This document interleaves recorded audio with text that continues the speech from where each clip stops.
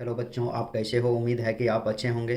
तो बच्चों, आज मैं आपके लिए एक नया चैप्टर, नया एक्सरसाइज या कहिए नया अध्याय, दो चर वाले रैखिक समीकरण युग्म लेके आया हूँ। Pair of linear equation in two variables के पार्ट 1 को लेके आया हूँ। तो बच्चों, आज का पहला प्रश्न है, एक चर वाले रैखिक समीकरण का हल क्या होगा? ए में अनेक, बी में दो, सी में अद्वितीय, डी में कोई नहीं। बच्चों, एक चर वाले रैखिक समीकरण, बच्चों यह थ्योरी है, आपका प्रश्न नहीं, थ्योरेटिकल प्रश्न है। एक चर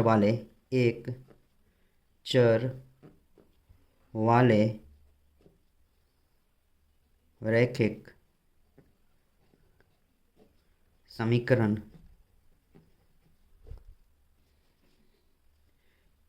के अद्वितीय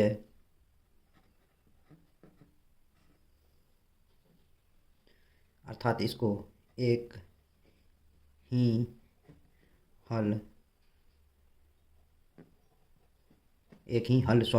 या सॉल्यूशन होगा। इसमें बच्चों दूसरा कोई भी हल नहीं होगा, इसका सिर्फ एक, इसी को अद्वितीय हल कहेंगे। एक हल या अद्वितीय हल इसी को कहते हैं बच्चों। अर्थात इसका सिर्फ अद्वितीय हल होगा। इसका मतलब होगा दूसरा कोई नहीं, अर्थात 1 का आंसर हो जाएगा बच्चों ऑप्शन नंबर सी।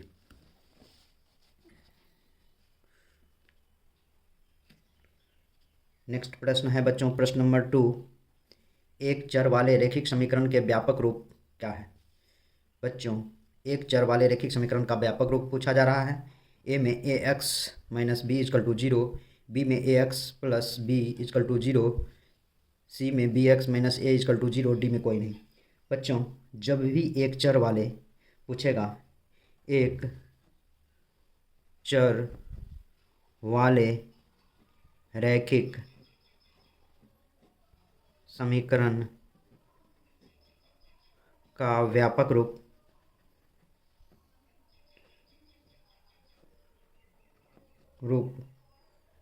ए एक्स प्लस बी होता है, अर्थात A x plus B equal to zero होगा।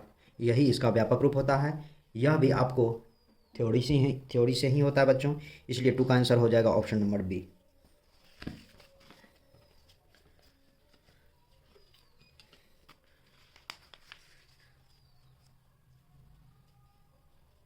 नेक्स्ट प्रश्न है बच्चों, प्रश्न नंबर 3।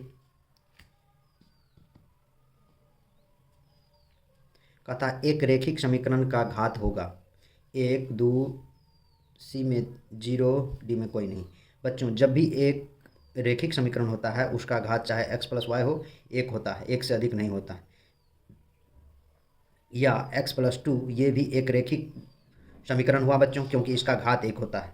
या इसका बेसिक फॉर्मूला जिस तरह से ये हुआ ए एक्स प्लस बी बराबर 0, यही इस एक रैखिक समीकरण का बेसिक फॉर्मूला होता है। अर्थात इसका घात बराबर होगा एक। हमेशा एक घात वाले को एक रैखिक समीकरण कहते हैं बच्चों, ये ध्यान रखिएगा, मैं लगता है इससे पहले भी ये बताया। नेक्स्ट प्रश्न है बच्चों, प्रश्न नंबर 4। समीकरण x माइनस 2y बराबर 4 का हल क्या होगा? ए में 1 0, बी में 2 0, सी में 4 0, डी में 1 2। बच्चों, एट फर्स्ट आप x minus 2y is equal to 4, अर्थात यहाँ जो भी मान रखेंगे हमको 4 आ जाना चाहिए। तो पहला ऑप्शन से लेंगे। पहला ऑप्शन में 1 माइनस एक्स के जगह 1 2 है, सॉरी बच्चों 1 0 है, 1 हो गया x और y हो गया 0, 2 into 0 is equal to 4। 1 is equal to 4 कभी भी बराबर नहीं होगा, इसलिए यह इसका हल नहीं है। बी नंबर में है बच्चों 2, x का मान है 2,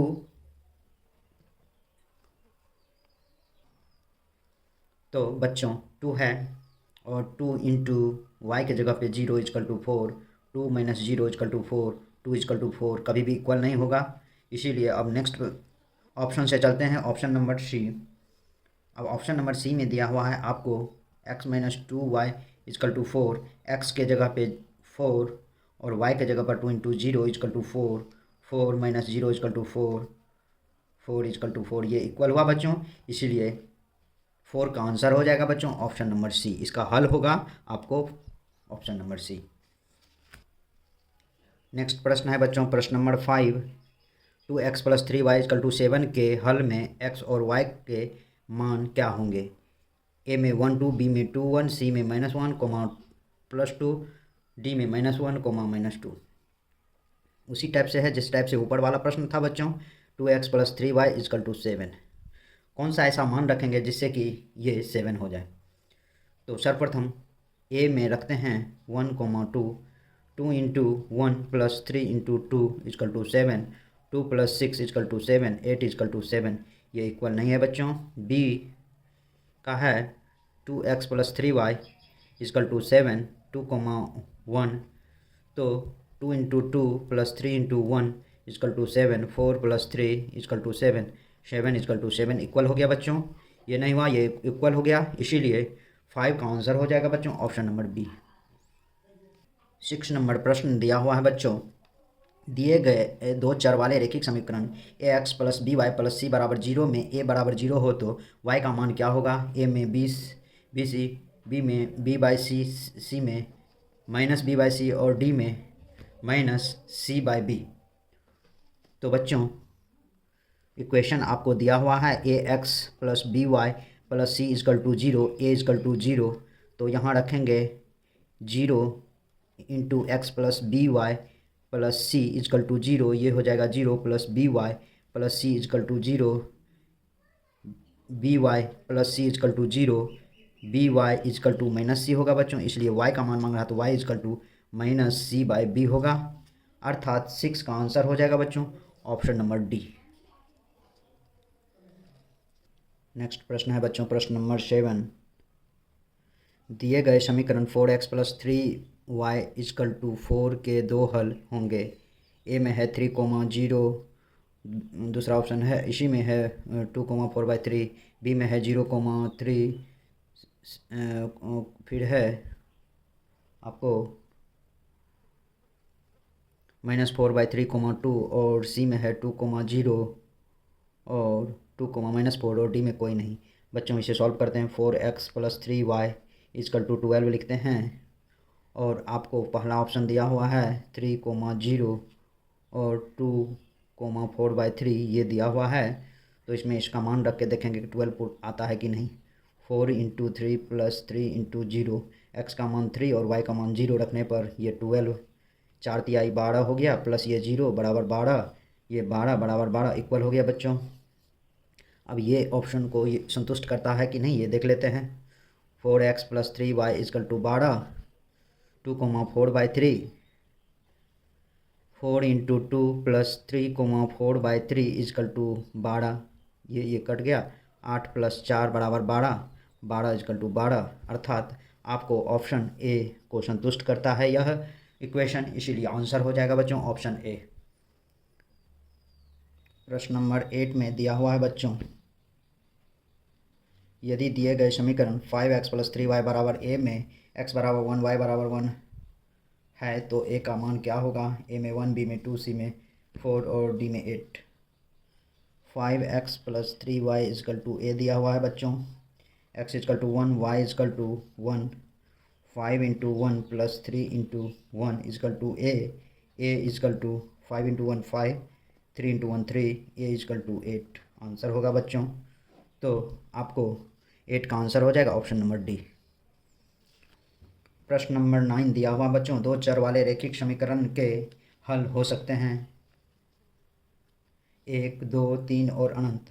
बच्चों दो चर वाले रैखिक समीकरण के हल ax + y, दो चर वाले रैखिक समीकरण है, इसे आप 2x + y बराबर मान लीजिए ये 5 है, 5 ही लिख दीजिए, 5 लिख सकते हैं। यहाँ x बराबर यदि 2 रखेंगे, y बराबर 1 रखेंगे तो 2 × 2 + 1 = 5, 4 + 1 = 5, 5 = 5 हो गया बच्चों। यदि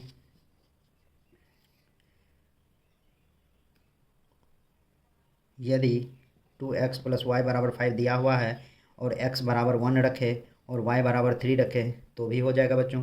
2 × 1 + 3 = 5, 2 + 3 = 5, 5 = 5, अर्थात इस तरह से बच्चों कई मान इसके आ सकते हैं, जो कि मान इसके अनंत मान रख के इसके मान को अनंत मान के रूप में बनाया जा सकता है, इसीलिए इसका हल हमेशा अनंत होगा बच्चों। तो 9 का आंसर हो जाएगा ऑप्शन नंबर डी। 10 नंबर प्रश्न है बच्चों, आज का अंतिम प्रश्न है। आज का अंतिम प्रश्न दिया हुआ है बच्चों कि a बराबर बी क्यू प्लस आर में यदि a is equal to 37, b is equal to 4 और r इजकल टू 1 है तो q का मान क्या होगा। a में 9, b में 54, c में 30 और d में -45।